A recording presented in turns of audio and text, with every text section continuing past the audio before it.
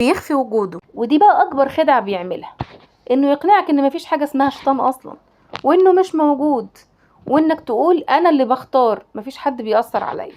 بس في الحقيقة انك كل ما بتنكر وجوده كل ما بيشتغل براحته اكتر. يخلط الخير بالشر، مش هيقولك اكذب، لكن هيقولك يعني لايمها شوية عشان ما تخسرش اللي قدامك.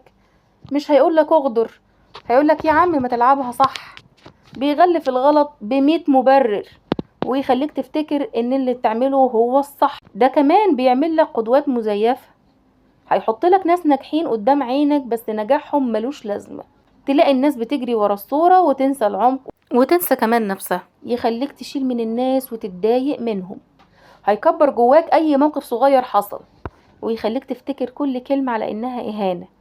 وهيوسوس لك، شايف هو بيقلل منك؟ هي بتتجاهلك ولا ايه؟ تفضل ساكت ساكت وتبعد وتكتم لغاية ما العلاقة دي تبوظ من غير اي سبب حقيقي. الخلاصة من كل اللي بقوله ده ان الشيطان مش لازم يكون مرعب او دموي.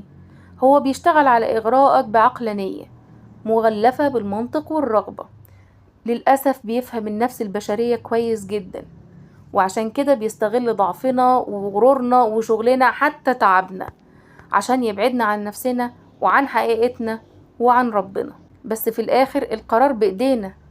كل ما هتبقى واعي، كل ما تبقى قريب من ربنا، كل ما هتقدر تشوف الفخ قبل ما تقع فيه. أنا كل ده بقوله ليكم وبذكر نفسي بيه. كل ما قربنا من ربنا وصلينا، سمعنا صوت ضميرنا، هنقدر نميز بين الحق والباطل، حتى لو كان الباطل ده لابس وش الخير. أصل الدين مش قيود، الدين أمان، والرجوع لربنا مش ضعف، دي القوة الحقيقية. ولما تحط ربنا في قلبك مفيش شيطان هيعرف يخترقك ولا يغريك ولا يخدعك، لأن ربنا سبحانه وتعالى قال في كتابه العزيز: بسم الله الرحمن الرحيم، إن كيد الشيطان كان ضعيف. والرسول عليه الصلاة والسلام قال: من اتقى الشبهات فقد استبرأ لدينه وعرضه. صدق رسول الله صلى الله عليه وسلم. اختار طريق النور وما تخليش حد يلبسك الضلمة على شكل حرية. ودي كانت حلقتنا النهاردة من برين بايتس بودكاست، لقمة صغيرة بس تقيلة شوية. لو الكلام لمسك اقف لحظة وراجع نفسك، انا ماشي ورا مين؟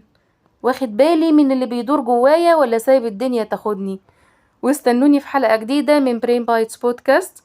كنت معاكم آية عفيفي، واشوفكم على خير ان شاء الله. سلام.